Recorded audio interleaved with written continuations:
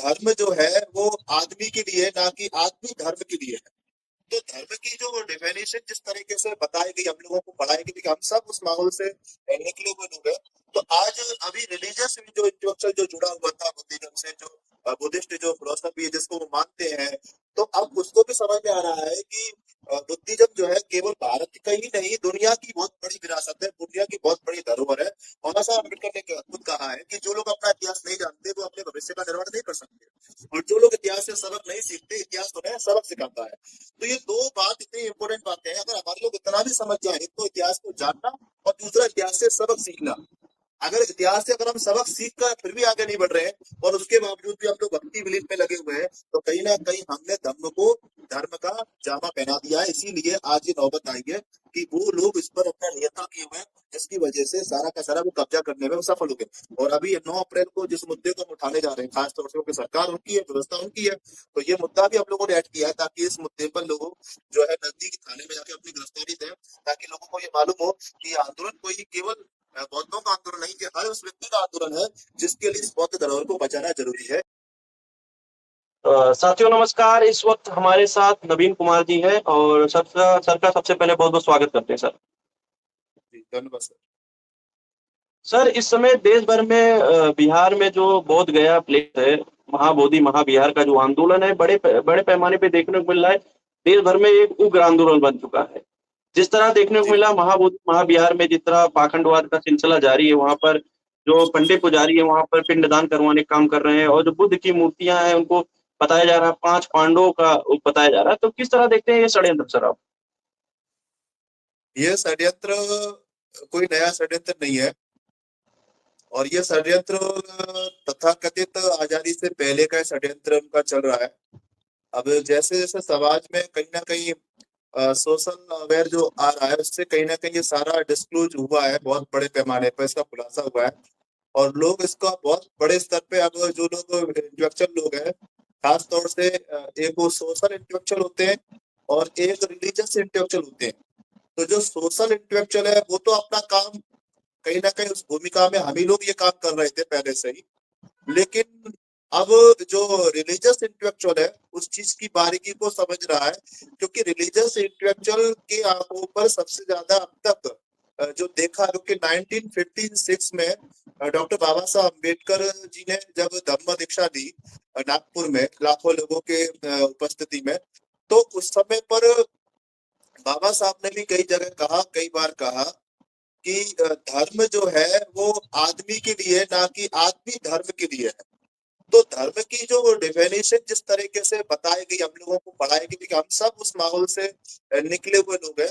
तो आज अभी रिलीजियस जो इंटेलेक्चुअल जो जुड़ा हुआ था बुद्धिज्म से, जो बुद्धिस्ट जो फिलोसफी है जिसको वो मानते हैं, तो अब उसको भी समझ में आ रहा है कि बुद्धिज्म जो है केवल भारत का ही नहीं, दुनिया की बहुत बड़ी विरासत है, दुनिया की बहुत बड़ी धरोहर है।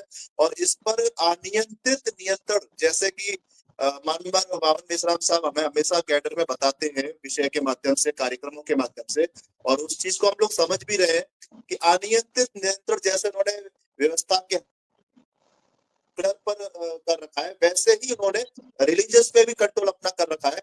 और अब ये कंट्रोल ज्यादा समय तक उनका नहीं रह पाएगा, ये कहीं ना कहीं अनियंत्रित होने से बाहर हो जाएगा। और हम लोग इसको जल्दी एक पहल के रूप में इसको नियंत्रण कैसे करें, इसके लिए ये बहुत बड़ी शुरुआत, क्योंकि ये केवल एक ट्रायल प्रोसेस है जिसपे बड़ी संख्या में लोग वहां पहुंच रहे हैं, लोग जा रहे हैं। और ये तो शायद अभी चल रहा है मामला, पिछले 10 साल पहले शायद, अगर आप को जानकारी है या नहीं, मैं तो करीब 14-15 साल से इस विचारधारा पे लगा हुआ हूँ। जब 2014 में वहाँ राष्ट्रीय अधिवेशन हुआ था, उस समय पर सोशल बेस पर पामसेप ने इस राष्ट्रीय अधिवेशन को किया था। उस समय हमारे पास कोई अ, ऐसा कोई विंग नहीं था जिसपे हम लोग अपनी आवाज को उठा सके, लेकिन कहीं ना कहीं वो चर्चा हम लोगों के द्वारा ही शुरू की गई थी। और उससे भी पहले महाबोधि मुक्ति अभियान चलाया गया था। तो बहुत बड़े स्तर पे आंदोलन चला था, केवल महाबोधि नहीं, मैनपुरी में संकिसा है, सारनाथ में काशी में सारनाथ है, मथुरा में जो है आपके जो धरोहर हमारी जो बनी हुई है, जिसको ये बार बार ये लोग कृष्ण के नाम से मतलब उसको आइडेंटिफाई करके प्रचार प्रसार करते रहते हैं। तो अब ये सब चीजें समझ में आ रही है। और मैं धन्यवाद देना चाहूंगा उन युवा साथियों का खास तौर से जिनके बीच में हम लोग जाते हैं और हम लोग अपने कार्यक्रम को ऑर्गेनाइज करते हैं। और वो लोग कहीं ना कहीं अब धीरे धीरे धर्म तो है ही, लेकिन धर्म के साथ साथ वो धम्म की परिभाषा को समझ रहे हैं, क्योंकि जी धर्म और धम्म जी दोनों चीजों में प्रधानमंत्री मैं मानवर जी आपसे बताना चाहूंगा, दोनों चीजें अपने आप में अलग अलग रास्ते हैं। अगर आप उसको जब धर्म की दृष्टि से देखोगे तो वैज्ञानिक दृष्टिकोण आपके पास में अपने आप आता है, आपकी सोच तर्क संगत बन जाती है। लेकिन वही आप जब धर्म की दृष्टि से गौर करते हो तो वहां कहीं ना कहीं आपके विवेक आपकी बुद्धि पर लॉक लग जाता है। आप फिर सही गलत का आकलन नहीं करते हो, केवल आप भक्ति विलीन हो जाते हो। तो हमारी वो जो लोग हैं खासतौर से SC ST OBC के लोग जो है वो ही भक्ति विलीन में डूबे हुए थे।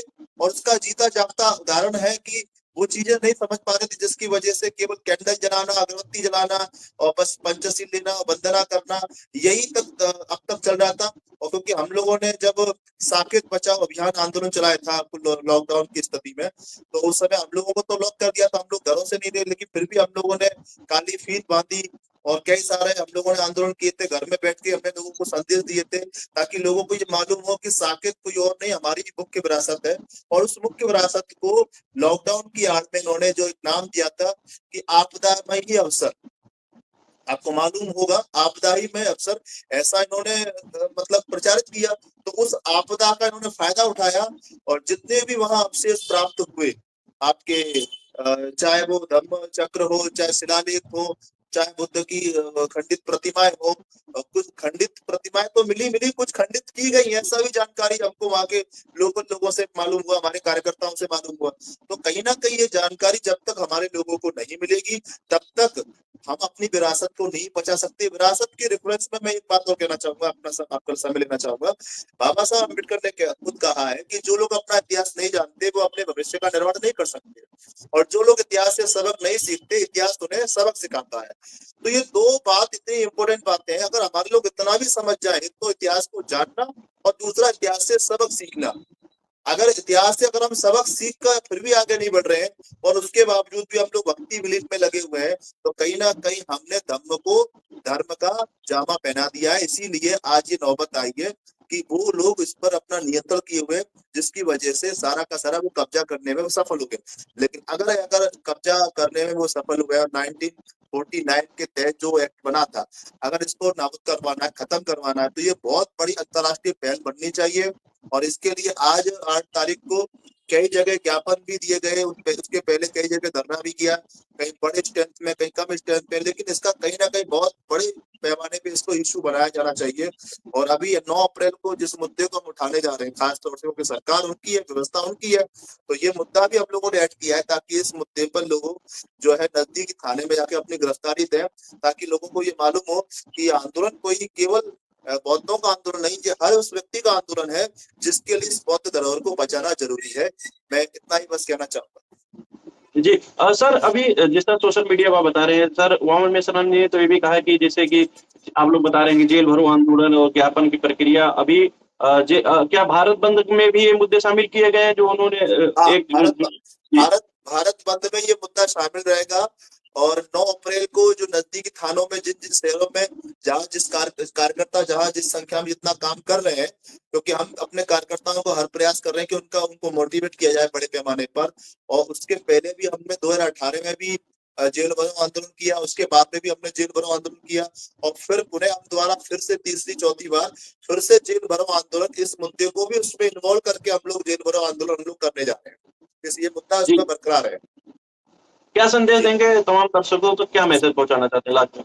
मैं दर्शकों को बस इतना ही मैसेज देना चाहूंगा, ये संदेश देना चाहूंगा कि वो इस लड़ाई को मिलजुल के लड़े। और जितने भी छोटे बड़े और संगठन जो समाज में काम कर रहे हैं, अगर वो धर्म की परिभाषा के तहत काम करे तो धर्म का ही सही, अगर वो धर्म की परिभाषा समझ चुके हैं तो धर्म की परिभाषा के तहत मिलजुल के हम लोगों को काम करना चाहिए। और एक बात और यहाँ कहना चाहूंगा कि हम जहाँ भी जिस डिस्ट्रिक्ट में रह रहे हैं, चाहे जैसे मैं आगरा से हूँ, कोई मथुरा से, कोई मैनपुरी से, कोई फिरोजाबाद से, कोई वाराणसी से, कोई लखनऊ से, जहाँ भी उत्तर प्रदेश में या नॉर्थ इंडिया के अंदर या ऑल ओवर इंडिया के अंदर जहाँ भी हमारे जो भी डिस्ट्रिक्ट है, उन सबको मैं कहना चाहूंगा कि सबसे पहले वो बुद्ध विहारों से कनेक्टिविटी बनाए।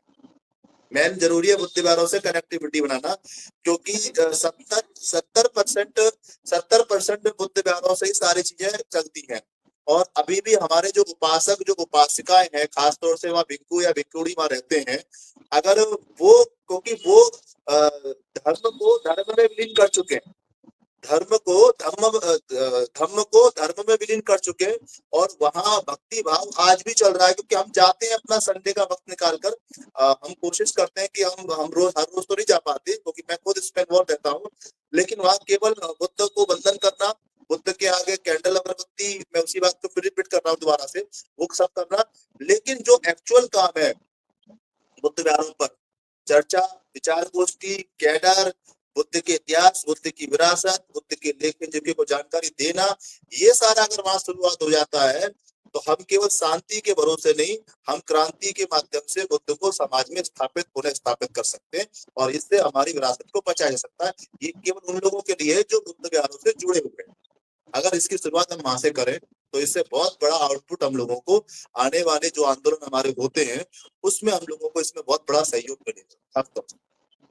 जी। तो साथियों, हमारे साथ नवीन कुमार जी थे, जिन्होंने साफ तौर पे बहुत सारी बातें अपनी रखी और बहुत सारी बातों पर उन्होंने प्रकाश डाला। साथियों, बातचीत के दौरान सबने जो बातें कही, उस पर आपकी क्या राय है वो कमेंट बॉक्स में जरूर दीजिए। तब तक के लिए बने रहिए मौज 85 के साथ।